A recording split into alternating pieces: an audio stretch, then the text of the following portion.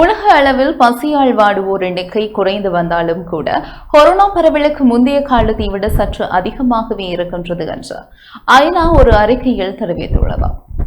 உலகின் உணவு பாதுகாப்பு மற்றும் சரிவிகித உணவு குறித்த ஐநா கடந்த சில நாட்களுக்கு முன் அறிக்கையின்படி உலக அளவில் 2025 ஆண்டில் 64.50 கோடி மக்கள் இன்னும் பசியோடு வாழ்ந்துள்ளனர்.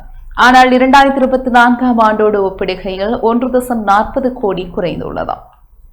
2022 ஆண்டோடு ஒப்பிடுகையில் 4.30 கோடி குறைந்துள்ளது.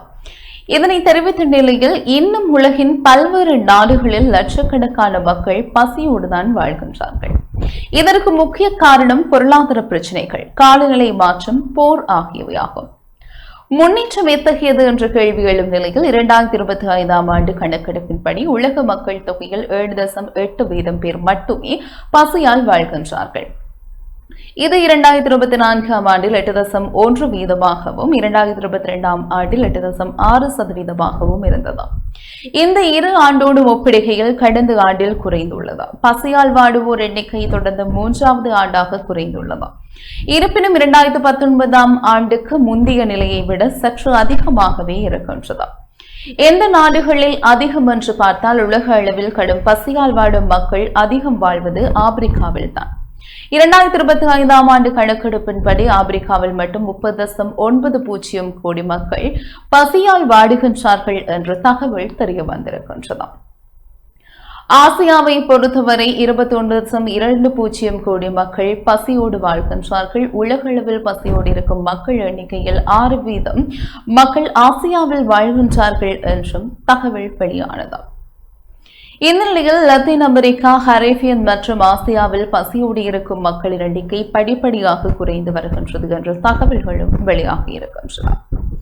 இவ்வாறான நிலையில் 2025 இது 20% குறைந்துவிட்டது. அதுபோல ஊட்டச்சத்து இல்லாமல் இருக்கும் மக்கள் எண்ணிக்கையும் உலகளாவிய ரீதியில் 2030 ஆண்டுக்கு 20% குறைந்துள்ளதாக ஐநா தனது அறிக்கையில் தெரிவித்திருக்கின்றது.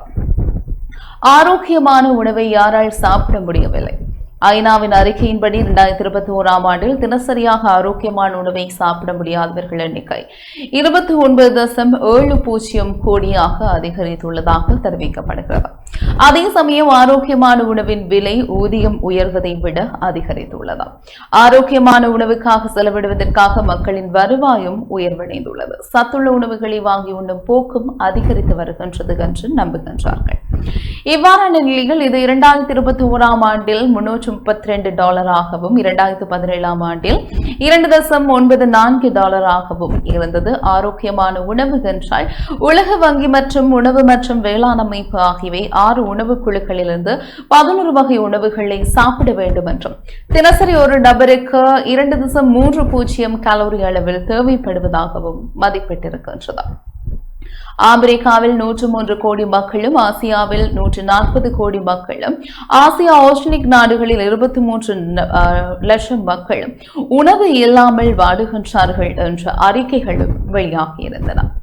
இந்த நிலையிலேயே 7% ஆசியா ஓஷனிக்கில் 5% மக்களும் இருக்கின்றார்கள். தினசரி எத்தனை கலோரி வேண்டும் என்றும் அதன்படி எண்ணெய் மற்றும் கொழுப்பு வகை தினசரி 300 கலோரி மாவுச்சத்து உணவுகளில் 1160 கலோரி காய்கறிகளும் 110 கலோரி இறைச்சி முட்டை ஆகியவற்றிலும் 300 கலோரி பழங்கள் மற்றும் பருப்பு வகைகளிலும் இருந்து 300 கலோரியும் தினசரி ஒரு மனிதனுக்கு தேவை என்ற அறிக்கைகளும் வெளியாகியிருந்தன. இவ்வாறான சூழ்நிலையிலேயே மக்கள் உணவு பற்றாக்குறை, போர், பொருளாதார பாதிப்பு, காலநிலை மாற்றத்தால் பசியில் சிக்கியிருக்கின்றார்கள் என்று உலக உணவு திட்டத்தின் தகவல்களில் தெரிய வந்திருக்கின்றது.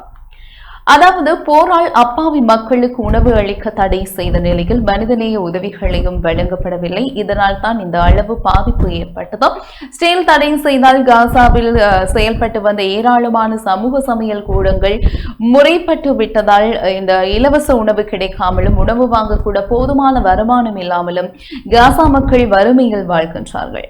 காசாவில் 6.37 லட்சம் மக்கள் கொடூரமான பட்டினியோடு வாழ்கின்றார்கள். முதலிடத்தில் சூடானில் 8.35 லட்சம் மக்கள் கொடூர பசியோடு இருக்கின்றனர்.